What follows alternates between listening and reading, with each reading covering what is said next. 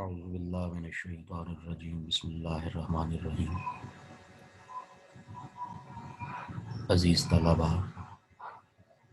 हमारा complex analysis का next lecture start हुआ चाहता है।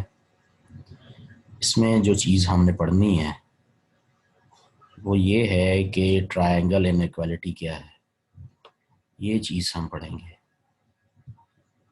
ट्रायंगल इनइक्वालिटी क्या आपको स्क्रीन पर नज़र आ रहा होगा। ट्रायंगल इनइक्वालिटी, इसकी मैथमेटिकल स्टेटमेंट है Z1 plus Z2 whole mod less than equal Z1 mod plus Z2 mod. अच्छा, इसको ये वेरी इंपॉर्टेंट है, ये पेपर पॉइंट ऑफ व्यू से ऐसा नहीं हो सकता कि एक स्टूडेंट ने BS मैथ किया हुआ हो, कम्प्लेक्स एनालिसिस का पेपर भी पढ़ा हुआ हो और वो ट्रायंगल इनइक्वालिटी से नावाकिफ़ हो। ऐसा नहीं हो सकता। बड़ी इंपॉर्टेंट है, इसको आपने अच्छी तरह से देखना है। लेकिन इसको सॉल्व करने से पहले कुछ चीज़ें मैं आपके सामने रखूँगा। मिसाल के तौर पर हम ज़रा चलते हैं पीछे और इसमें इस्तेमाल होने वाली कुछ चीज़ें जो कि हमने पहले पढ़ रखी हैं उनको एक नज़र देखना है। Properties of conjugate of complex numbers, ये हमने डेफिनेशन पढ़ रखी है। कंजुगेट ऑफ कम्प्लेक्स नंबर क्या होता है, तो आपके लिए ये नई नहीं है। इमेजिनरी पार्ट का साइन चेंज कर दें तो वो हमारे पास बन जाता है क्या, कम्प्लेक्स नंबर का कंजुगेट बन जाता है। अब कंजुगेट की प्रॉपर्टीज़ हैं जो कि डॉक्टर इकबाल की बुक में सॉल्व हैं, मैंने आपके ज़िम्मा सब तालबा के ज़िम्मा लगाई थी। इनको आपने अच्छी तरह सॉल्व करना है। ये प्रॉपर्टीज़ पेपर में शॉर्ट क्वेश्चन के तौर पर भी आ सकती हैं और इनके रिजल्ट्स मल्टीपल चॉइस बनकर भी आ सकते हैं। किसी कम्प्लेक्स नंबर का डबल कंजुगेट बजाते खुद उसी कम्प्लेक्स नंबर के बराबर होता है। दो कम्प्लेक्स नंबर्स का सम लें और उनका कंजुगेट इक्वल किसके होता है, अलग अलग कंजुगेट लेकर सम कीजिए तो इक्वल होगा। दो कम्प्लेक्स नंबर्स का आप डिफरेंस लें फिर कंजुगेट लें, आंसर वही आएगा अगर पहले से कंजुगेट लेकर बाद में डिफरेंस लिया जाए। दो कम्प्लेक्स नंबर्स का पहले प्रोडक्ट लें फिर कंजुगेट लें, आंसर वही आएगा कि आप पहले उनके कंजुगेट लेकर फिर प्रोडक्ट लेते हैं। इसी तरह ये डिवीजन में ये प्रॉपर्टीज जरा गौर से देखें। दो कंजुगेट कम्प्लेक्स नंबर्स का सम लिया जाए तो उसका answer double of real of complex number के बराबर होता है, और अगर दो कंजुगेट्स का डिफरेंस लिया जाए तो उसका answer double of iota imaginary जी। यानी आप x प्लस आयोटा y और x माइनस आयोटा y को ऐड करके देखें, यही रिजल्ट बनेगा। इस तरह उनका डिफरेंस लें तो यही रिजल्ट बनेगा। इनके सारे प्रूफ का करना आपके लिए बहुत ज़रूरी है, लाजिम है। आपने कमेंट सेक्शन में आज जो आंसर्स लिखना है उसमें पहला सवाल होगा conjugate of a complex number की डेफिनेशन लिखनी है। अब बात करते हैं जी, कंजुगेट से जब आगे बढ़े तो हमारे पास modulus of a complex number क्या होता है। मॉडुलस ऑफ कम्प्लेक्स नंबर की डेफिनेशन, ये दूसरा सवाल आपने वो पेपर में लिखेंगे और कमेंट सेक्शन में जाकर लिखेंगे। अभी कुछ प्रॉपर्टीज पर निगाह दौड़ाते हैं। मॉडुलस, कम्प्लेक्स नंबर का मॉडुलस और उसके कंजुगेट का मॉडुलस सेम होता है। कम्प्लेक्स नंबर के साथ अगर नेगेटिव लग जाए तब भी मॉडुलस उसका जी मॉड के बराबर होगा। अगर दो कम्प्लेक्स नंबर आपस में प्रोडक्ट में हों तो उनका आंसर, दो कम्प्लेक्स नंबर प्रोडक्ट में है उनका मॉड ले, आंसर वही आएगा। पहले मॉड लेकर बाद में प्रोडक्ट लीजिए। यहाँ मुलाजा कीजिए, दो कम्प्लेक्स नंबर के डिवीजन पहले है फिर मॉड लिया गया, आंसर वही आएगा कि पहले दोनों का मॉड लेके बाद में डिवाइड किया गया। ये तीसरा है जी, ये आखिरी है इसका, यहाँ पर हमारी लिखी हुई प्रॉपर्टी जिसे ट्रायंगल इनइक्वालिटी कहते हैं। तो पीछे जो कॉन्जुगेट की प्रॉपर्टीज़ हैं और मॉड की प्रॉपर्टीज़ हैं वो इसके प्रूफ में इस्तेमाल होनी है। इसका प्रूफ अभी हम पढ़ते हैं। ये है कि Z1 plus Z2 whole mod less than equal Z1 mod plus Z2 mod. अब आप का ये तीसरा सवाल, ये जिसका आंसर आपने देना कमेंट सेक्शन में जाके, तो ये तो मैथमेटिकल फॉर्म है ट्रायंगल इनइक्वालिटी की। आपने इसकी वर्डिंग बतानी है कि वर्ड्स में लिखा जाए तो वो क्या होगा। ये आपका तीसरा सवाल है। Now let us move towards the proof of this triangular inequality, which is very important.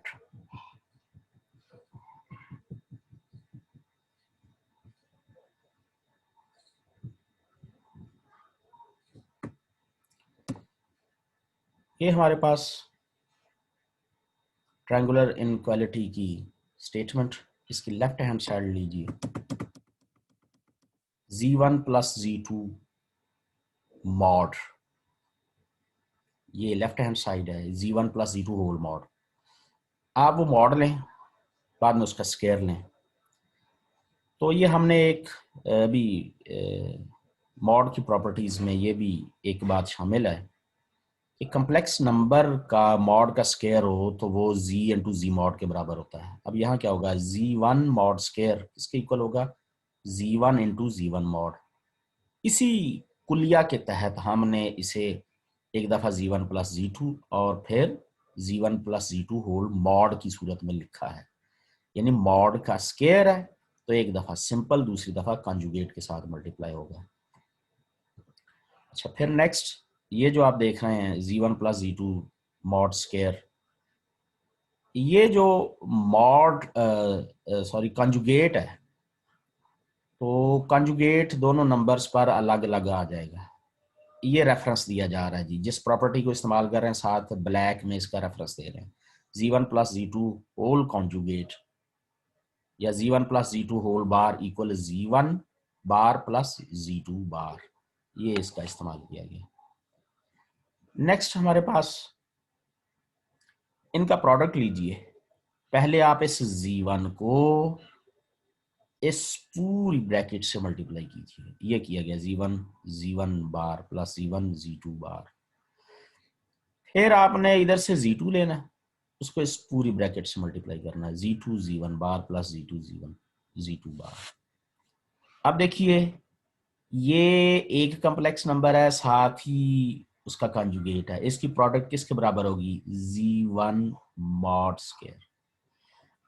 इसमें भी देखिएगा Z2 बार, ये किसके इक्वल आ जाएगा, Z2 मॉड स्क्वायर।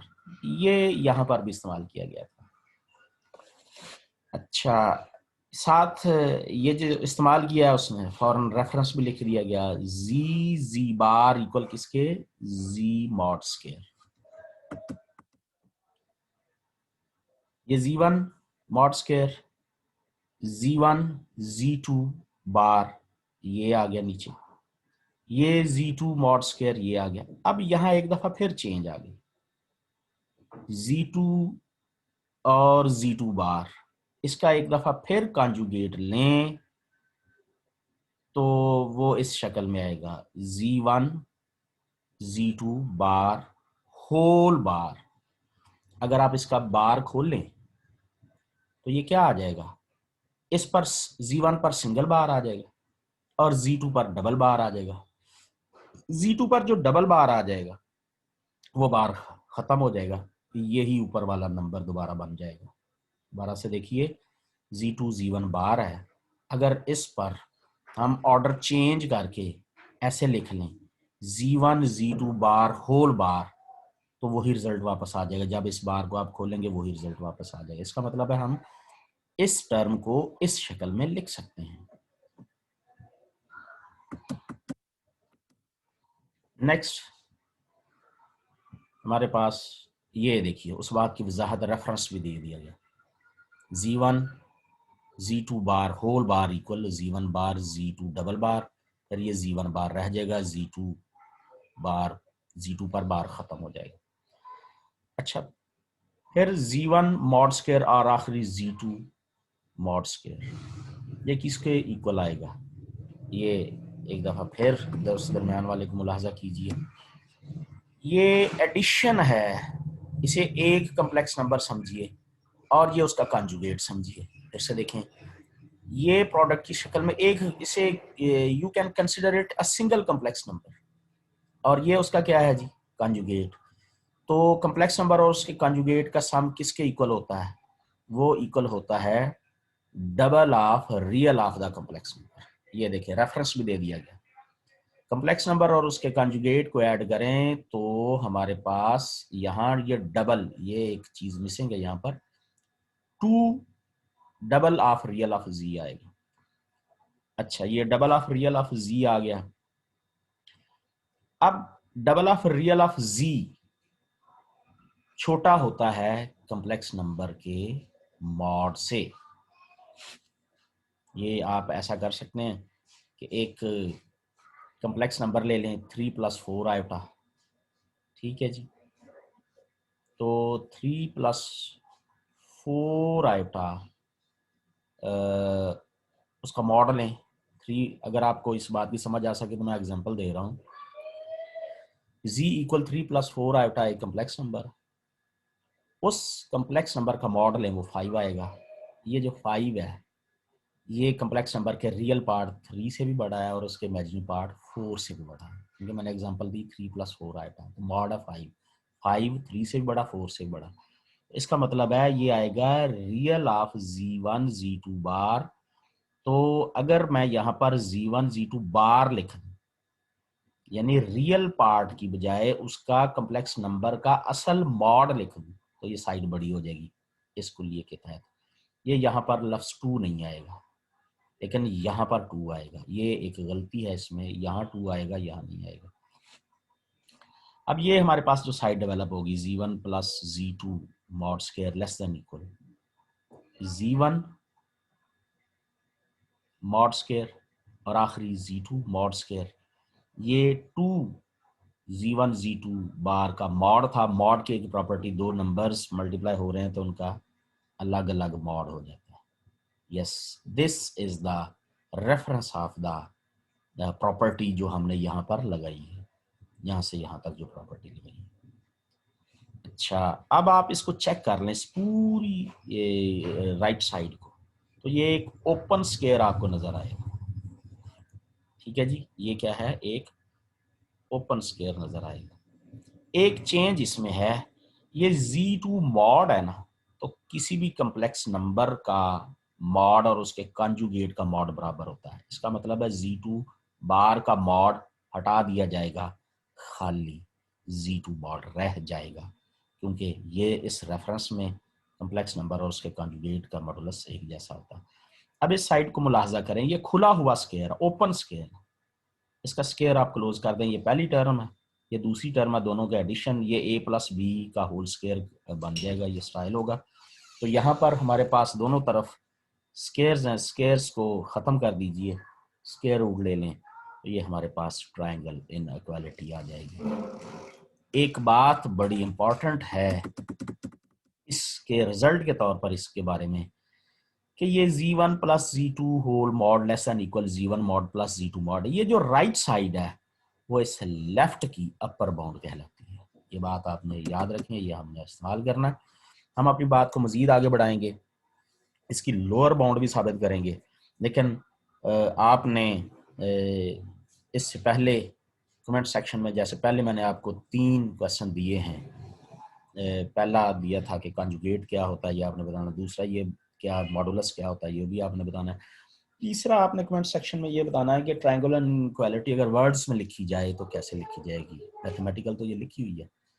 2 सवाल और हैं, वो ये है कि किसी सेट का अपर बाउंड क्या होता है और किसी सेट का लोअर बाउंड क्या होता है। या आपने टोटल 5 क्वेश्चंस के आंसर देने हैं। फिर हम मजीद अपनी बात को पेपर पॉइंट ऑफ व्यू से आगे बढ़ाएंगे, क्योंकि ये वो चीज़ें हैं जो अगर मल्टीपल चॉइस पेपर भी आता है तो उसमें भी 2-3 जो शॉर्ट क्वेश्चन आएंगे, ऐसे क्वेश्चन का आना लाजमी है। इसलिए इसे ज़रा आपने इंतहाई ध्यान से कॉपी पेस्ट से बचें। ये नेट पर जब आप सर्च करते हैं तो याद रखें, नेट पर हर चीज दुरुस्त नहीं होती। आप सर्च करके जो लिखते हैं उसमें बहुत सी गलतियां होती हैं। कोशिश करें किताब से लिखें, किसी किताब से मवाद लाएं, वो अथेंटिक होता है। नेट पर हर चीज सही नहीं होती, वही कंसेप्ट आपके जहन में बैठ जाएगा। किसी किताब से सर्च करके फिर लिखिएगा। नेक्स्ट बाकी है अगली क्लास में इंशाल्लाह, अगले लेक्चर में पेश करेंगे। अल्लाह हाफ़िज़।